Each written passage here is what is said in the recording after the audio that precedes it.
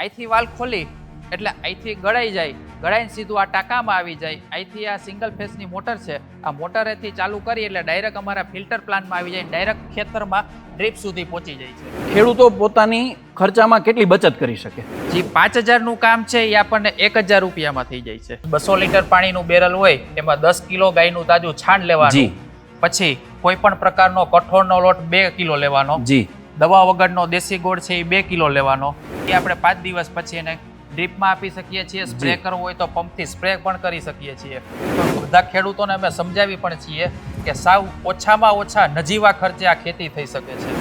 ખેતીને નુકસાન પહોંચાડતા તત્વોને શસ્ત્રની રીતે ઉપાડી લે છે, નાબૂદ કરે છે. ગાયનું છાણ છે, પછી ગૌમૂત્ર છે, દેશી ગોળ અને કઠોળનો લોટ અને વડ નીચેની માટી. મેં જે તમને પેલા સમજાવ્યું કે આ વસ્તુ બધી એકત્ર કરીને આમાં નાખી દેવાનું.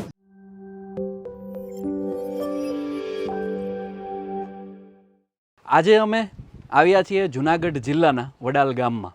જી હા, સરસ મજાનું ગિરનારની ગોદમાં સરસ મજાનું આ ખેતર છે, વડાલ ગામની અંદર છે.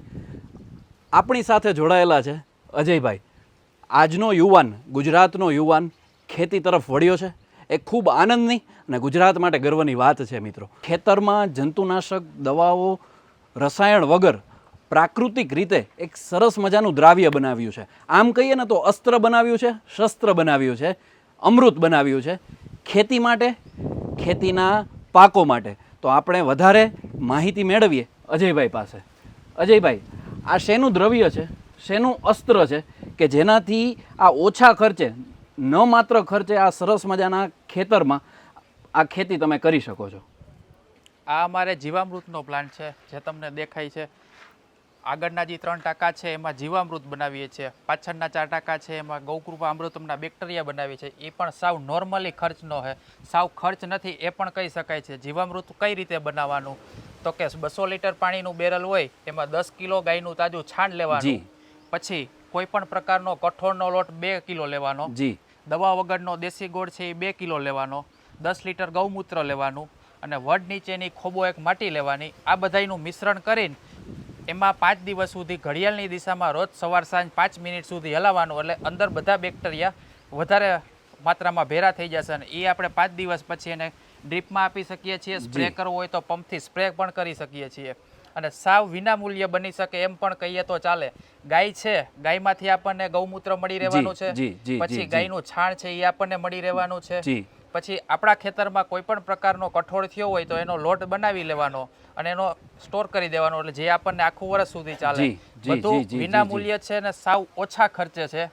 અને બહારની જે તમે કેમિકલ લેવા જઈએ આપણે, એ વધારે માત્રામાં આપણને ખર્ચો દેવો પડે છે. અને આ છે એ ઓછા ખર્ચે આપણને રિઝલ્ટ સારું, એવું કેમિકલ કરતાં સારામાં સારું મળે છે આમાંથી. તો આમાં અંદાજિત કેટલો ખર્ચો? ખૂબ સામાન્ય ખર્ચો થાય છે આમાં? ખૂબ સામાન્ય જ છે. દરેક ખેડૂતોને પરવડે એટલો ખર્ચો થાય છે. તો આમાં કઈ કઈ રીતની પ્રોસેસ હોય છે, કઈ રીતની પ્રક્રિયા હોય છે બનાવવા માટેની કે ખેડૂત પોતાના ખેતરમાં, પોતાના ફાર્મમાં આ વસ્તુને ઇઝીલી બનાવી શકે? ખેડૂતને બનાવવા માટે સાવ ઇઝીલી છે. આપણે ઘરે જે ગાય હોય, વાડીએ ગાય બાંધી હોય તો ગાય સૌપ્રથમ તો આપણે આ ખેતી કરવા માટે ગાય આપણા વાડીએ રાખવી પડે છે. ગાય હશે તો આપણને એમાંથી બધું મળી રહેવાનું છે. ગૌમૂત્ર મળી રહેશે, પછી ગાયનું છાણ મળી રહેશે. પછી આપણે ખેડૂતો જે છીએ એમાંથી આપણા ખેતરમાં કઠોળ તો વાવેલું જ હોય છે તો એનો લોટ તૈયાર કરી લેવાનો, દેશી ગોળ લઈ લેવાનો. એ બધું વિના મૂલ્ય. ખાલી ખર્ચો એક આપણે ગોળનો અને કઠોળનો કરો, બાકી આપણને ગૌમૂત્ર અને ગાયનું છાણ એ તો મફતમાં મળી રહેવાનું છે. પછી પ્લસ એનો મોટો બેનિફિટ આપણને એ રહેશે કે ગાયનું તાજું દૂધ આપણને ખાવા મળશે. જે બહાર જે ભેળસેળ મળે છે એના કરતાં આપણને સારું ઓરિજિનલ મળશે. અને આપણને જે ખેતી લાયક જે છે એમાં આપણને બધું મળી રહેવાનું છે. તમે કેટલા વર્ષથી આ પ્રક્રિયા સાથે, આ ખેતીના ફિલ્ડ સાથે તમે જોડાયેલા છો? અમે છેલ્લા 12 વર્ષથી પ્રાકૃતિક ખેતી કરી રહ્યા છીએ. અમે બહુ સારો એવો રિસ્પોન્સ મળે છે અને બધા ખેડૂતોને અમે સમજાવી પણ છીએ કે સાવ ઓછામાં ઓછા નજીવા ખર્ચે આ ખેતી થઈ શકે છે. મિત્રો, આનંદની વાત એ છે અજયભાઈ માત્ર ખેતી નથી કરતા, માત્ર જીવામૃત નથી બનાવતા, પણ સાથે સાથે આજુબાજુના જિલ્લાઓના, તમામ ગુજરાતના ખેડૂતોને આ પ્રક્રિયા કેમ કરવી, જીવામૃત કેમ બનાવવું, તેની સરસ મજાની વિના મૂલ્યે જાણકારી આપે છે, તેમને ગાઈડ કરે છે. તો તમે આજ સુધીમાં કેટલા આવા ખેડૂતોને તમે આ રીતની પ્રોસેસ સમજાવી હશે? તમારી પાસે કેટલા લોકોએ આ જીવામૃત બાબતે તમારી મુલાકાત લીધી હશે? એ આટલા ટાઈમમાં અસંખ્ય ખેડૂતોએ મુલાકાત લીધેલી છે અને ઘણા ખેડૂતોએ એને એક્સેપ્ટ પણ કરેલું છે અને એનું પાલન કરે છે. પછી જ્યારે એ લોકો એમ કહે છે કે અમારે આ પ્રોસિજર સમજવી છે તો અમે અહીંથી ત્યાં જઈએ છીએ અને એને બધું સમજાવીએ છીએ, વિના મૂલ્ય કરીએ છીએ. ખૂબ મોટી વાત છે, ખૂબ આનંદની વાત છે. ગુજરાતના કૃષિ ક્ષેત્રે, ફાર્મ ક્ષેત્રે આ એક સરસ મજાની ક્રાંતિ છે કે આજનો યુવાન એ ન માત્ર ખેતી નથી કરતો, એ આજના યુવાનોને, ખેડૂતોને સમજાવે છે કે ઓછા ખર્ચે, વિના મૂલ્યે ખેતી કેમ શક્ય બને છે. વધારે ને વધારે પાક તમે અલગ અલગ તમામ સિઝનમાં કેમ ઉગાડી શકો છો.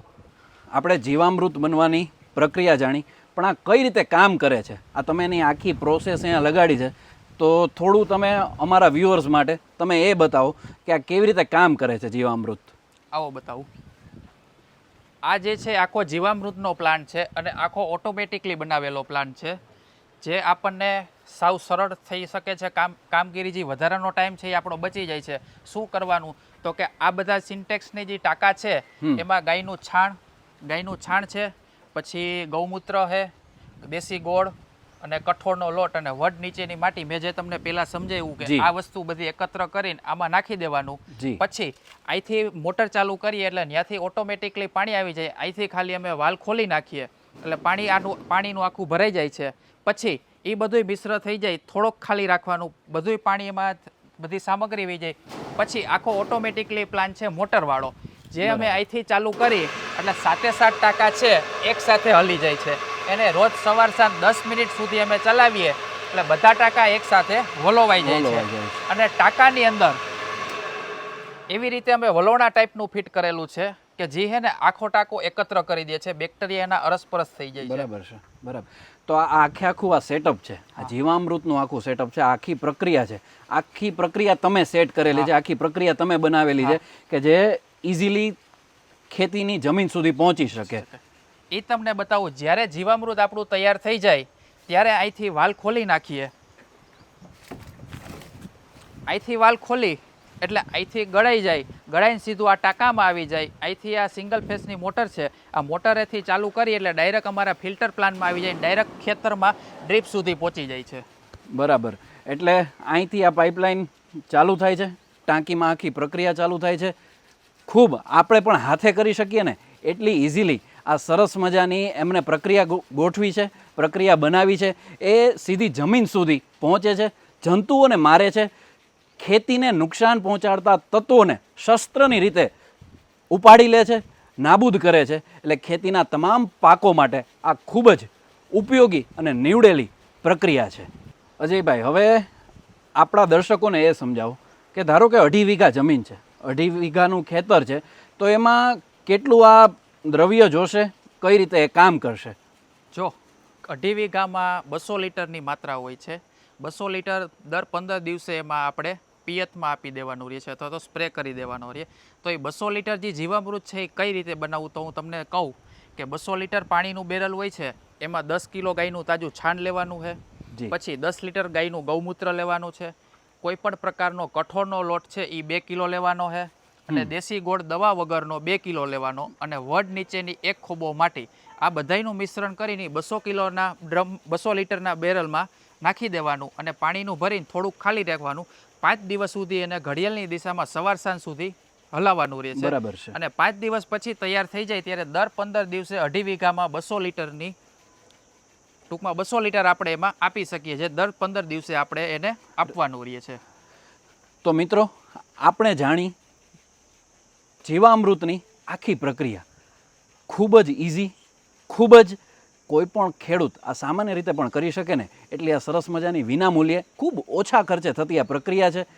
અજયભાઈ, હવે એ જણાવો કે આ જીવામૃત દ્વારા વાર્ષિક રીતે ખેડૂતો પોતાની ખર્ચામાં કેટલી બચત કરી શકે? તમને એ વાત કરું તો કે રસાયણીમાં છે ને વીઘે 3000 થી લઈને 5000 સુધીનો ખર્ચો થાય છે. બરાબર. વાર્ષિક. બરાબર. અને જ્યારે આપણે તમે જીવામૃતની પ્રોસિજર અપનાવો તો એ વર્ષે ખાલી મજૂરી ખર્ચ લાગે છે, આપણે વીઘે 1000 રૂપિયો ખર્ચ લાગે છે. અંદાજિત 4000 રૂપિયા સુધીની સીધી બચત થઈ શકે છે. જે 5000નું કામ છે એ આપણને 1000 રૂપિયામાં થઈ જાય છે. બરાબર છે, બરાબર છે. તો મિત્રો, આ હતા અજયભાઈ. અજયભાઈએ આપણને આમ તો આખા ગુજરાતને ખેડૂત સેતુ દ્વારા જીવામૃતની આખી પ્રક્રિયા સમજાવી. સ્ક્રીન ઉપર અજયભાઈનો કોન્ટેક નંબર આપેલો છે. આવા કોઈ પણ જીવામૃતને લગતા કોઈ પણ જાતના પ્રશ્નો હોય તો આપ અજયભાઈને બેઝિઝક રીતે પૂછી શકો છો. તો આવા જ અલગ અલગ નવા વિષયો સાથે, ખેતીના નવા વિષયો સાથે આપણે જલ્દી મુલાકાત કરીશું.